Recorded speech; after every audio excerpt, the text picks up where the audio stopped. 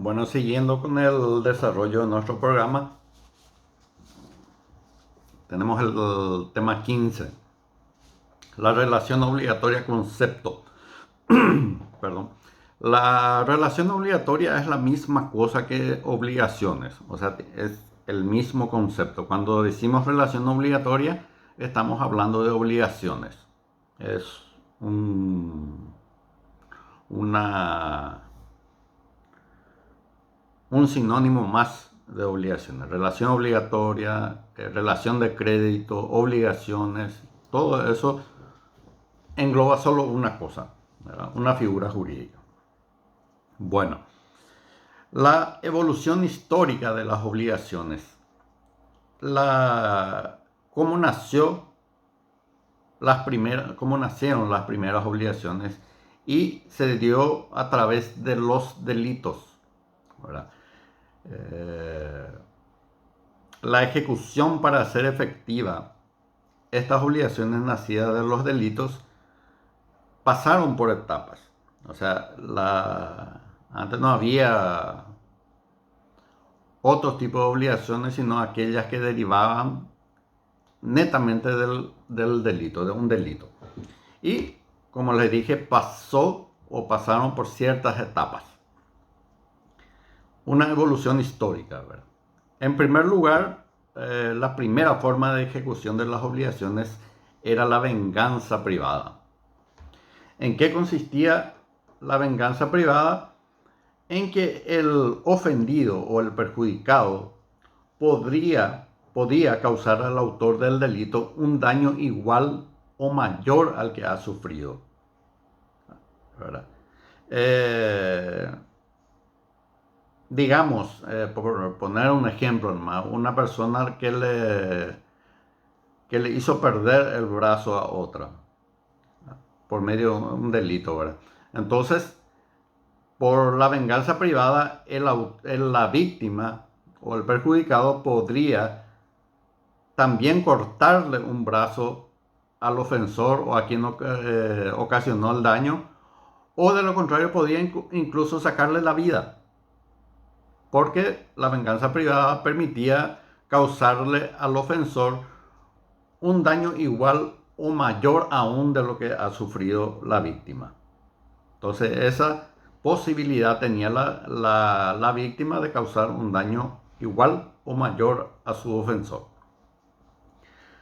Posteriormente, eh, al ir evolucionando las personas, la gente y las ideas, se creó la ley del talión.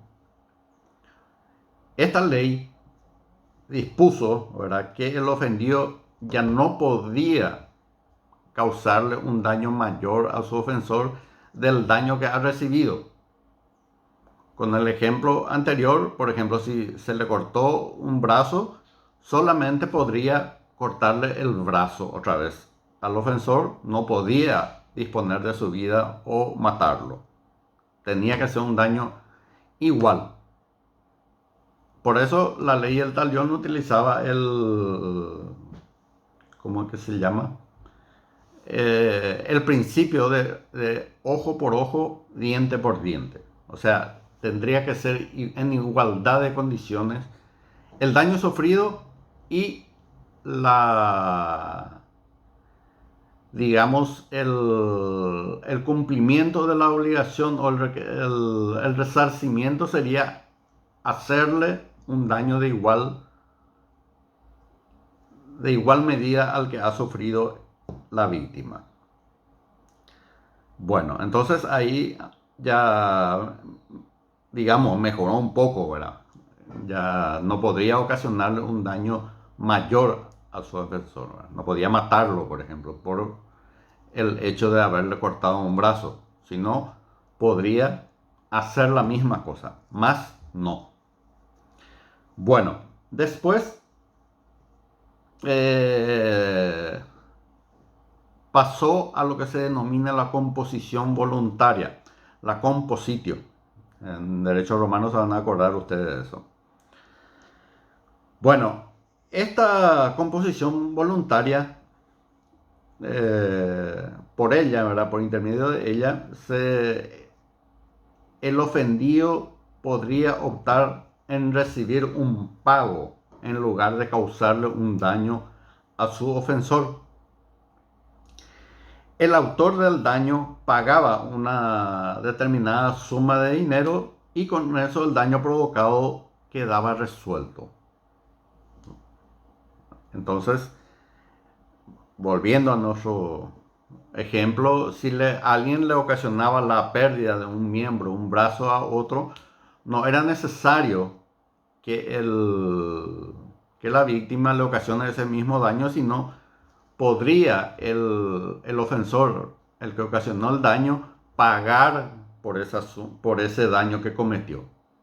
Y allí quedaba resuelto la cuestión entre ambas partes. Se pagaba una suma de dinero y con eso terminaba. Se tenía por indemnizado ya el daño. Bueno, pero ¿qué pasó también en esta etapa, ¿verdad? Con la composición voluntaria? Es que muchos no tenían la posibilidad de pagar en forma directa ya o de una vez, digamos, el monto que se le reclamaba. Entonces, bueno, la víctima le daba un plazo, se le extendía un plazo para que pueda cumplir, ya sea en etapa o de una sola vez, pero a través del transcurso del tiempo. Entonces, ¿qué pasaba allí? Se garantizaba la deuda con la persona del ofensor. O sea, era como una especie de prenda. Quedaba prendado el ofensor hasta tanto cumpla en pagar toda su deuda. Si llegaba la fecha de pagar y este no lo hacía, entonces el deudor podría disponer de la persona de su deudor, ya sea vendiéndolo como esclavo o inclusive podría matarlo, enviarlo a la cárcel o matarlo. Entonces esto fue ya nuevamente un retroceso, ¿verdad? Al menos en la parte en que se establece que queda como una especie de prenda, ¿verdad? El deudor. Entonces se retrotrae otra vez a lo que era la venganza privada, cuando eso ya desapareció con la ley del talión. Ocasionar un daño mayor, ya no se le podía matar a la víctima, etc. Bueno, la composición entonces vino a hacer digamos, un retroceso a lo que era la ley del talión. Bueno, pero atendiendo a esta cuestión y que ya por ¿cómo es que se llama? Por la evolución del derecho, ¿verdad? Del derecho, si bien era consuetudinario, era un derecho, ¿verdad? Y entonces existió muchos abusos con la composición, ¿verdad? Otra vez se volvió a cometer muchos abusos porque el deudor no podía pagar su deuda a veces por lo elevado que era y al final quedaba otra vez sometido a la voluntad del acreedor. Para evitar esos abusos que existían, ¿verdad? Con la composición en caso de no ser un pago directo, se creó lo que se llama la Lex Potelia Papiria. También recordarán ustedes esta figura del derecho romano, ¿verdad? La Lex Potelia Papiria prohíbe que el deudor garantice su deuda con su propia persona y solamente daba la posibilidad de que se pueda garantizar su deuda, el pago de su deuda con sus bienes. ¿Está? Entonces, la Lex Potelia Papiria prohibía que quede en prenda el deudor o que su persona, su propia persona, sea la garantía del cumplimiento de la obligación, pasando a ser únicamente sus bienes la garantía. Así nace la denominada bonorum bendicio, que consistía en la venta del patrimonio del deudor por el no pago de su deuda. Entonces, es como es actualmente, ¿verdad? Se vende, se embarga, y si no si no se hace el pago al culminar el juicio, entonces se procede a la subasta de sus bienes, y del monto que se obtiene de esa subasta se le paga al acreedor. El acreedor se ve satisfecho su crédito con lo que se recibió o con lo que se pagó en la subasta. Bueno, y de esta manera nace el derecho del acreedor para ejecutar los bienes de su deudor cuando no cumplía su obligación. Y con esto nace lo que nuestro Código Civil actual lo llama el patrimonio del deudor, es prenda común de los acreedores. Que vamos a ver tenemos una unidad específica de eso, que cuando decimos el patrimonio del deudor es prenda común del acreedor, no significa el derecho de prenda, la inscripción de prenda, sino que todo, la universalidad del patrimonio del deudor está a disposición del acreedor para el cumplimiento de la obligación del deudor. Eso nomás significa, ¿verdad? Es un término genérico, no prenda como derecho real de prenda. Bueno, siguiendo el programa, nos pide las teorías acerca de la naturaleza de la relación obligatoria. Y son dos: la teoría subjetiva y la teoría objetiva. La teoría subjetiva considera que el crédito es un poder o potestad que tiene el acreedor sobre el deudor, sobre la conducta del deudor. Por esta teoría, la obligación supone un señorío sobre determinados actos de conductas del sujeto pasivo. Y los que se han de ser vistos como arrebatados de su libertad y entregados a la voluntad del sujeto activo. O sea, quedaba a disposición del sujeto activo, el acreedor, el deudor, ¿verdad? Tenía una potestad sobre su conducta, lo que era antiguamente, ¿verdad? Sobre su persona. Ahora bien, la teoría objetiva, en cambio, caracteriza esa relación obligatoria no desde el punto de vista del sometimiento personal del deudor, del obligado, sino desde el ángulo del sometimiento del patrimonio del deudor. La teoría objetiva entonces su vista lleva hacia el patrimonio del deudor para el cumplimiento de las obligaciones, no sobre la persona del deudor, ¿verdad? O sea, si bien se demanda al deudor para hacer efectivo ese crédito y cobrar el dinero que se le adeuda, entonces lo que se hace es disponer del patrimonio del deudor. Disponer a través de una ejecución judicial. Entonces, esa es la teoría objetiva, que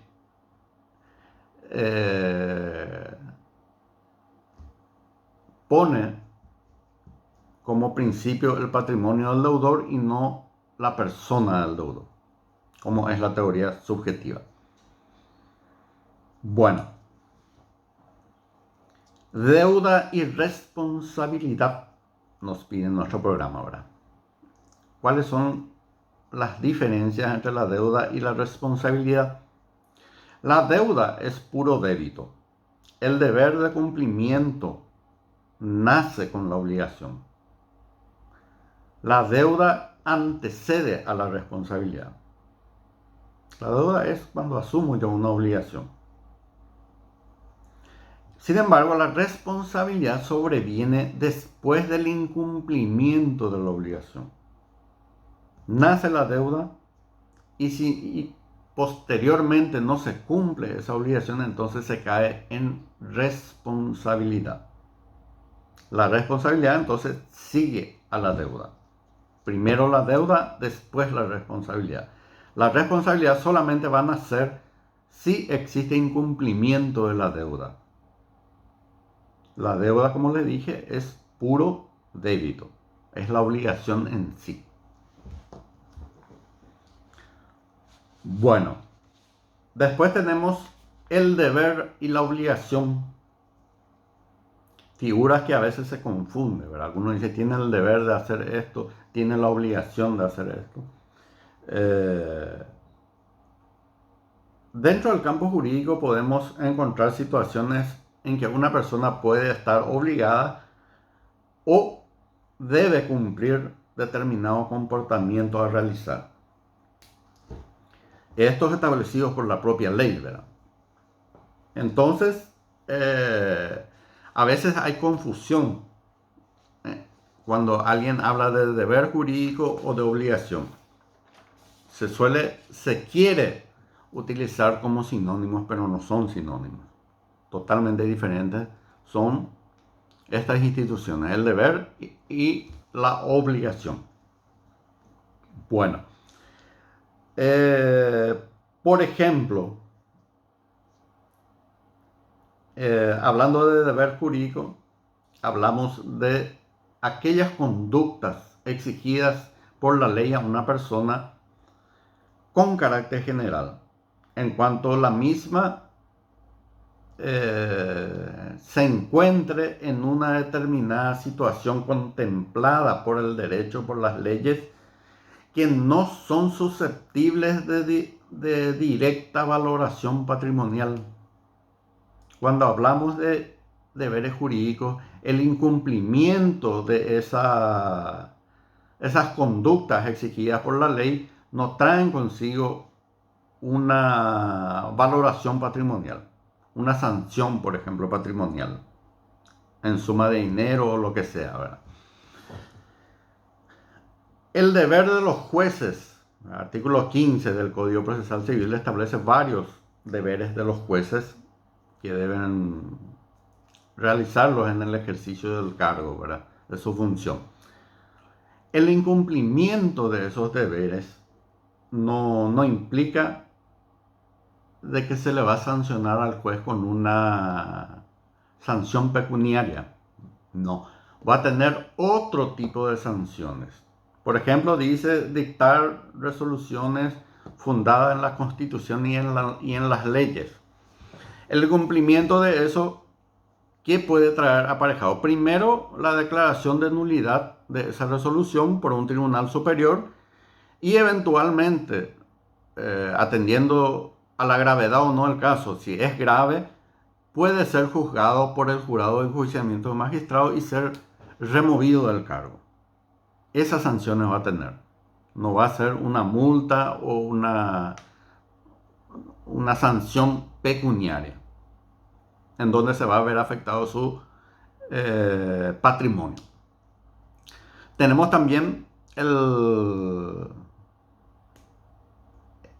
artículo 5, por ejemplo, del Código de la Niñez y la Adolescencia dispone: toda persona que tenga conocimiento de una violación de los derechos y garantías del niño o adolescente debe comunicarla inmediatamente a la Consejería Municipal o, en su defecto, al Ministerio Público o al Defensor Público. La falta de cumplimiento de ese deber no trae aparejada una sanción de carácter económica.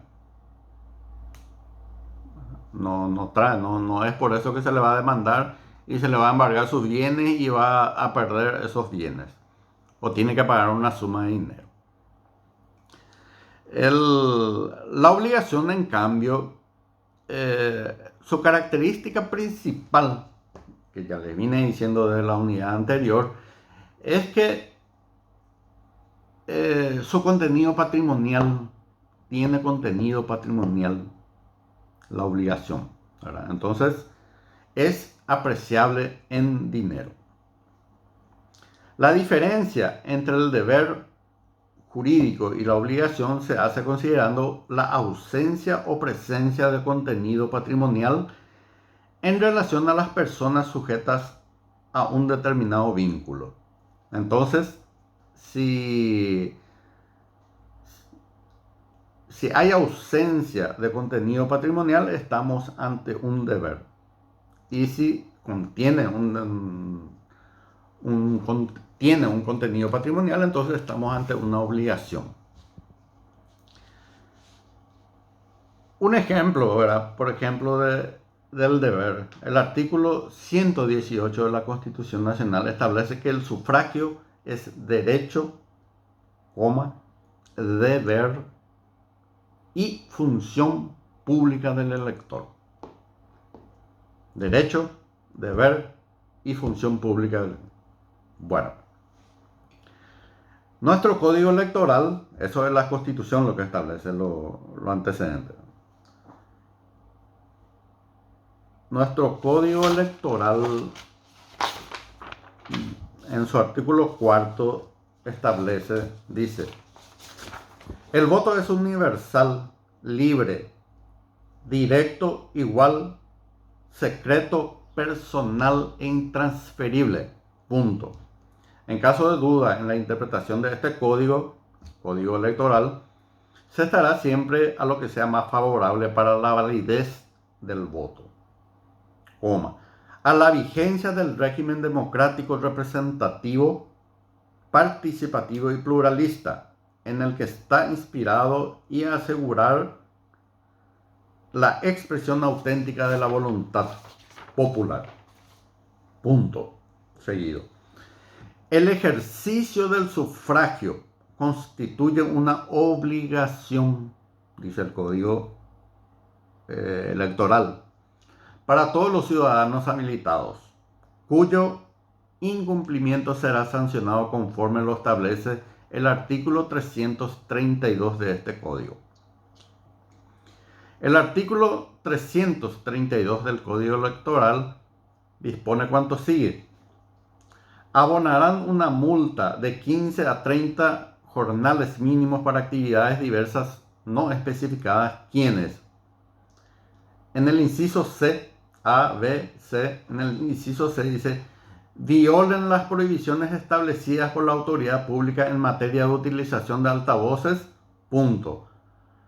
Los que infringieron lo dispuesto en el artículo 4 de este código serán, los que no votaron, significa eso, serán sancionados con multa equivalente de medio a un jornal mínimo para actividades diversas no especificadas. Nuestra Constitución Nacional, como le dije, artículo 118, establece que el sufragio es un deber. Nuestra ley electoral, en su artículo 4, dice: el ejercicio del sufragio constituye una obligación.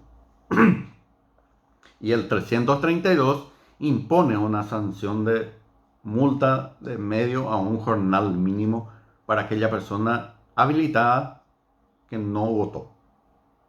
Mi pregunta es: ¿está bien el código electoral en este caso? ¿Se le puede imponer una multa a las personas que no votaron, estando habilitados para votar, y que no votaron en unas elecciones?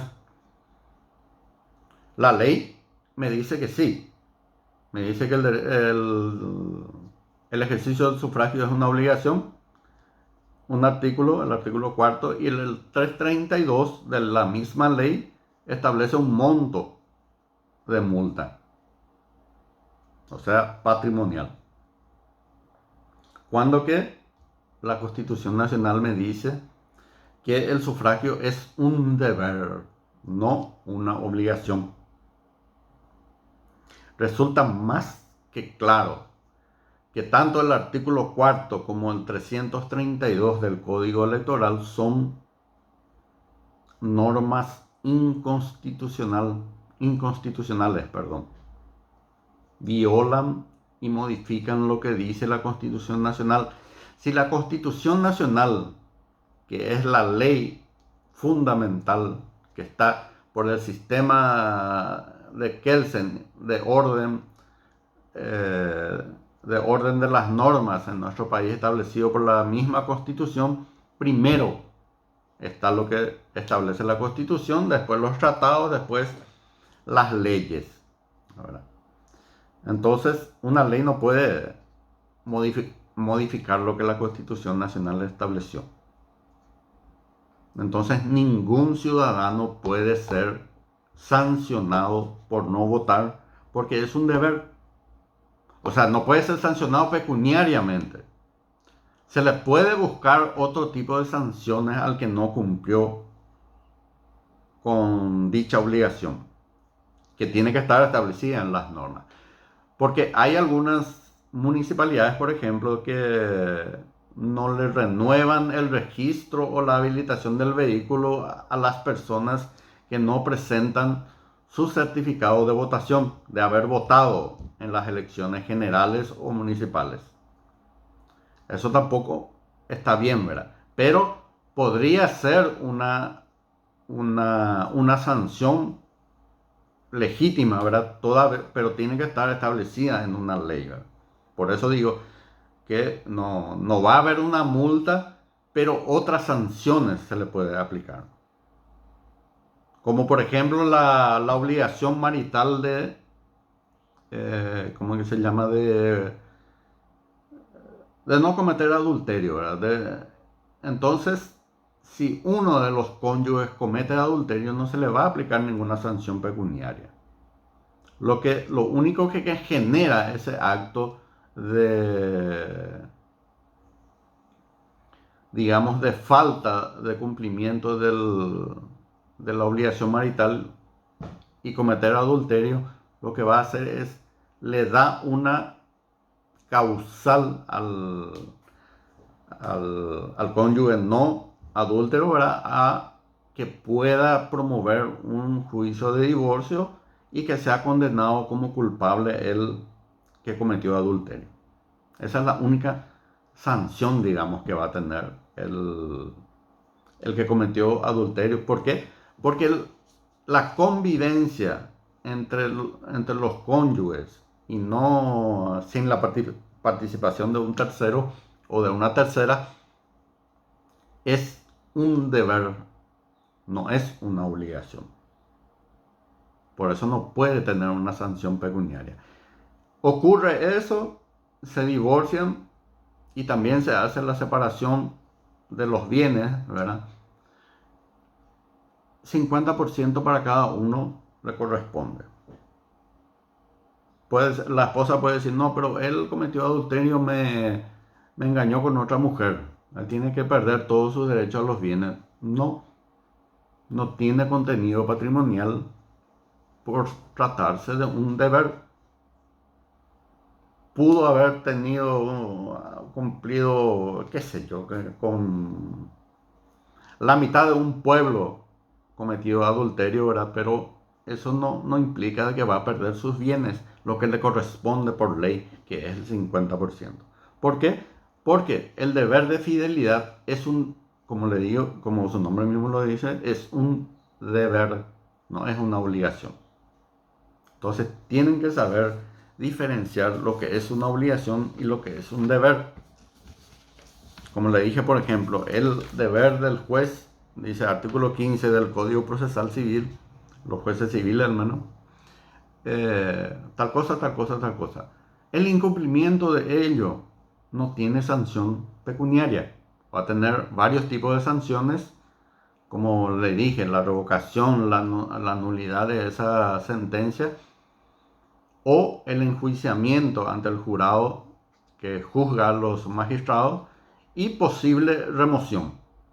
Esa va a ser la sanción por la falta del cumplimiento de los deberes que le impone la ley al juez. Bueno, aquí terminamos esta unidad, el tema 15, y próximamente el 20 de julio tenemos nuestros exámenes parciales. Voy a ver ya si esta semana o la próxima les paso cuáles. En esta semana ya les voy a pasar cuáles son hasta qué unidades se tienen que estudiar, ¿verdad? O cuáles son las más importantes, que va a abarcar todo lo que es hechos y actos jurídicos. Esta parte de obligaciones todavía no va a abarcar en la primera parcial. ¿Y qué era otra cosa? Ah, y la modalidad sí le voy a, un poquito más adelante le voy a decir, ¿verdad? ¿Cómo va a ser? Si va a ser por videollamada o tendríamos que habilitar una otra forma, ¿verdad? No, pero voy a estar analizando cuál es la más aceptable, la que más nos va a servir, ¿verdad? Y más todavía a mí, ¿verdad? Que me va a servir para evaluarla a ustedes, ¿verdad? La forma más adecuada que se pueda utilizar. Y que también no sea perjudicial para ustedes en el sentido de que sea muy costoso o alguna cosa por el estilo. Bueno, entonces culminamos por hoy esta clase y le estaré avisando en esta semana las unidades que deben estudiar, que seguramente ya están estudiando, leyendo ustedes, ¿verdad? Bueno, hasta la próxima clase entonces.